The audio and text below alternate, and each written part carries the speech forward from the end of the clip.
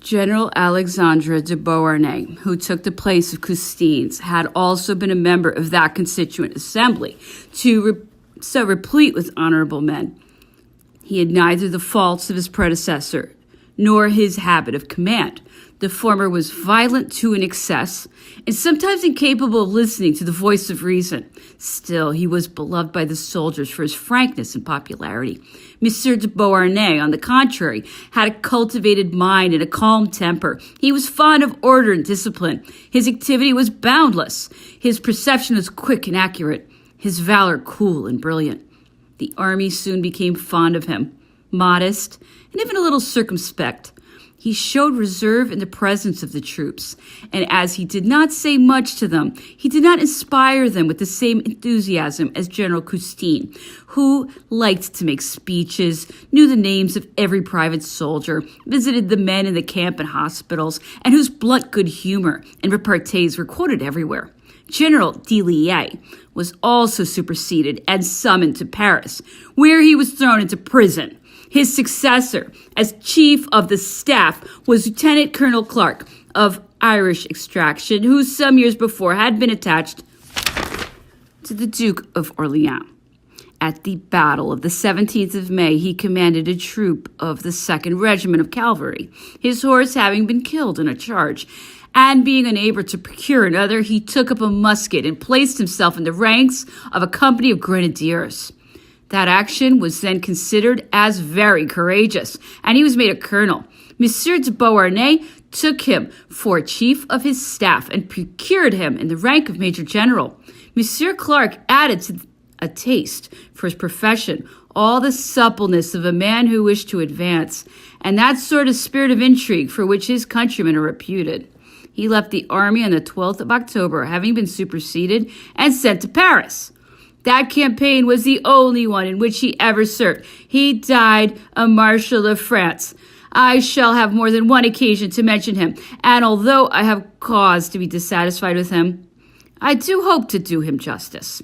Monsieur de Beauharnais hastened his march to Metz, and though the resistance of the enemy grew stronger from day to day, he succeeded in repelling him. After having fought for 5 days, we made ourselves master of Spire and Frankenthal. 2 days more, and we should have arrived under the walls of Metz, when accounts of the town having capitulated were received at our headquarters. We were forced to return behind the Lutter. Courage and good intention were the only qualities of the garrison of Metz at the beginning of the siege. The generals were intelligent and bold, but the attacks of the besiegers were so vigorous and repeated that the besieged soldiers, as well as officers, acquired both experience and valor in so remarkable a degree that they might afterwards be looked upon as the most formidable body the Republic was able to oppose to its enemies. The Prussians, eager to make themselves master of that barrier of the Rhine, and not caring what use the French government might make of these troops, were stationed with stipulating that they should retire into the interior of the country and not serve against the Allies for the space of a year. This article of the capitulation saved the Republic and cost the enemy dear. The garrison of Metz, commanded by the intrepid General Kleber, flew to the western departments, defeated the Vendeans, and when the year was expired, reappeared under the walls of Metz. Having returned to Weissenberg, we were soon obliged to prepare for the attacks of an enemy that had become formidable by his junction with the Prussian army and was, besides, free in all his movements. But the commissioners of the convention wanted first to abolish the distinction that still subsisted between the troops of the line and the battalions of national volunteers. The amalgamation was a difficult and dangerous operation at the moment of a decisive action. The generals explained their fears, but instead of being listened to, they became objects of suspicion. And just at that instant, a decree of the convention, having ordered the dismissal of all the officers who belonged to the nobility, the army of the Rhine was thrown all of a sudden into a state of confusion, of which the enemy did not fail to make use. The decree also concerned Monsieur de Beauharnais, By disobeying, he would have placed himself in open defiance to government. The commissioners, however, proposed that he should wait for an individual order and the appointment of its successor. But the Committee of Public Safety had already named the officer that was to command in his place.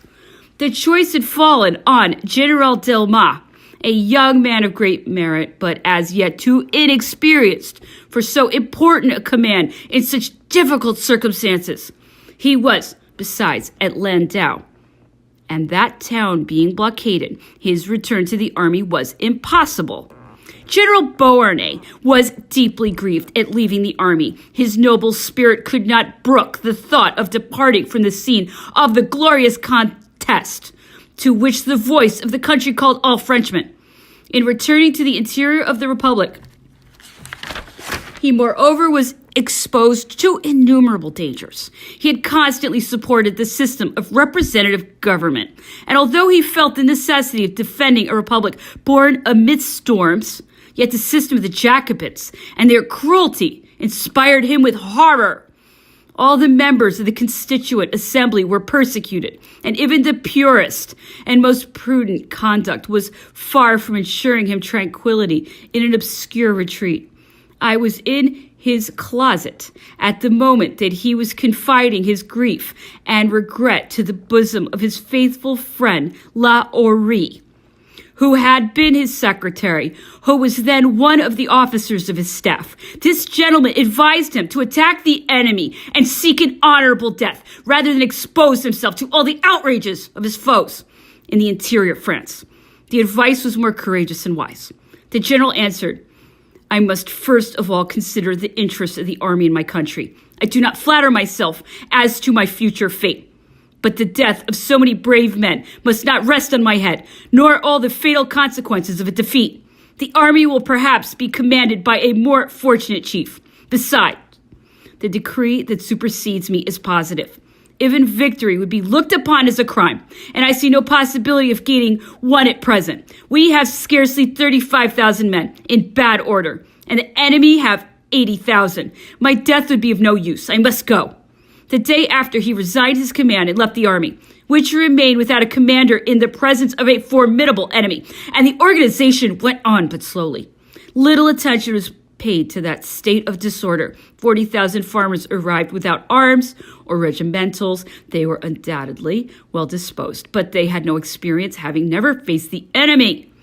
The choice of a general-in-chief was a difficult one. The post was first offered to General Laudremont, who commanded the vanguard, but he was a nobleman, and though he had great merit, he was recalled a few days after his appointment. Thus it was necessary to seek somebody else.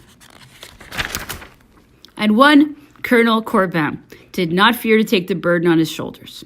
2 days after his appointment, the commissioners of the convention, to put him entirely at ease, dismissed abruptly from the army 13 generals, the chief of the staff, the commander of the vanguard, generals of division.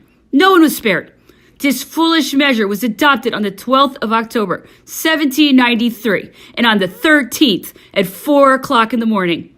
The enemy attacked us on the whole length of our line, broke through our ranks, put us to the rout, and at 8 o'clock we had lost the lines and were in full retreat towards Bront, and in the greatest disorder.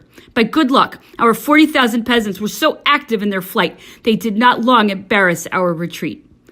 They had their houses and families to defend. The second day, there was not one of them who remained behind. Nevertheless, they afterwards became very excellent soldiers when they were recalled. But they had been rendered able to fight before they were placed in front of the enemy.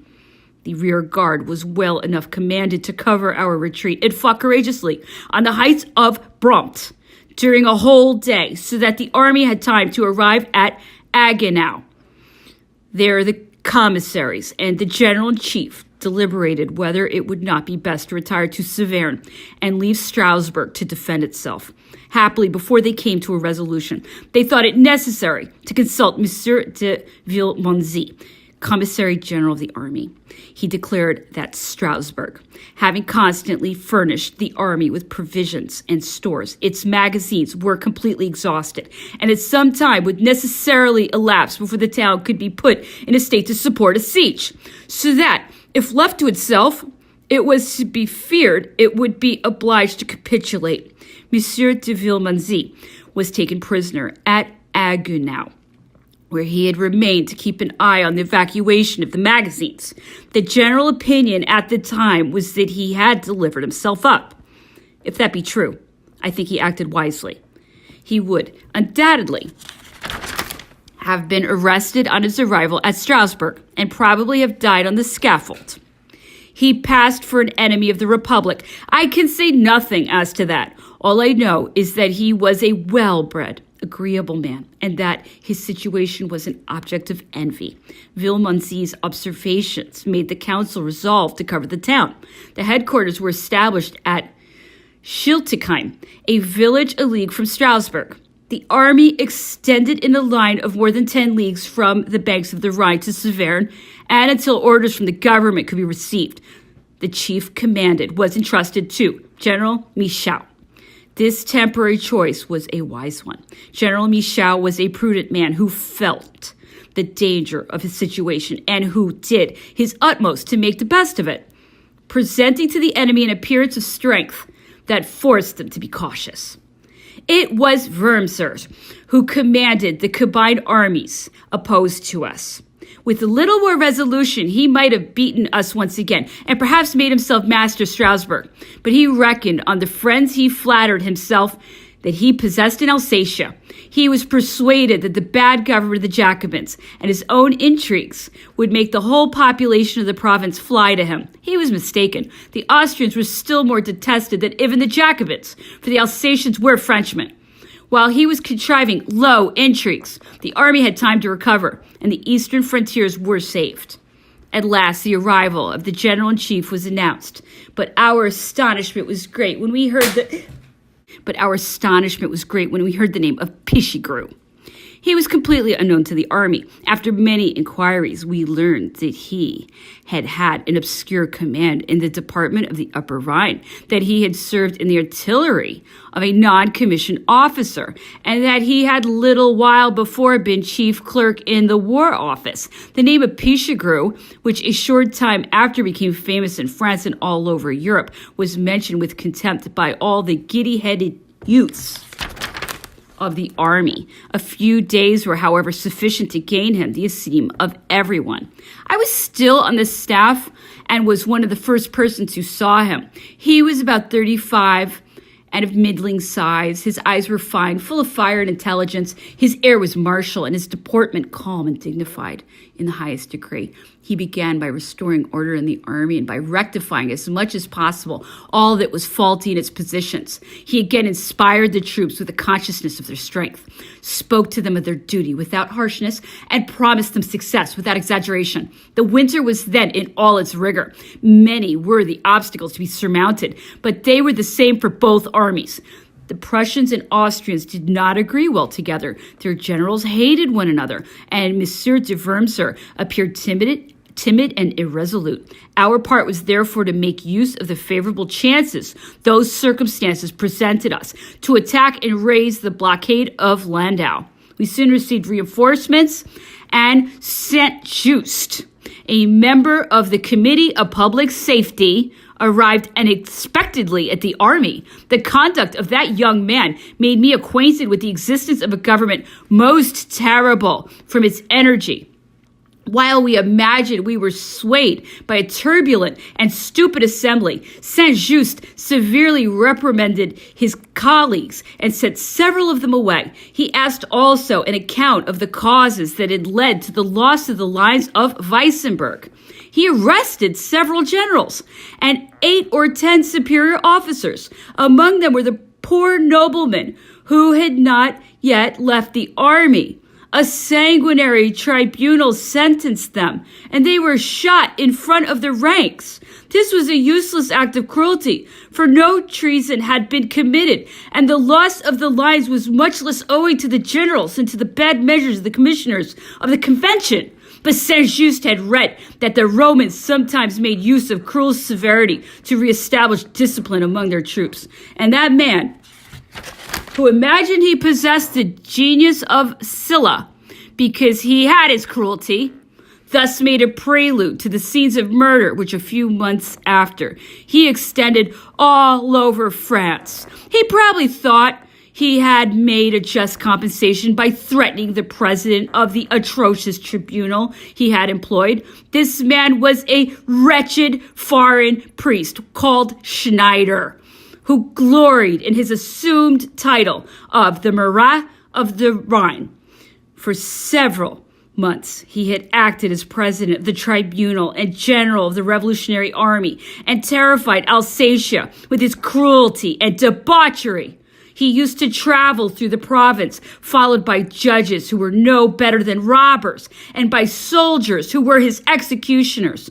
A guillotine drawn by horses, like a field piece, accompanied him everywhere, and when he arrived at any town, not one of the inhabitants could count on escaping. Sex, age, beauty, respectability, fortune, nothing was sacred in the eyes of this wretch. Of all the ferocious men that made themselves famous during that period, Schneider perhaps bore the greatest resemblance to Nero.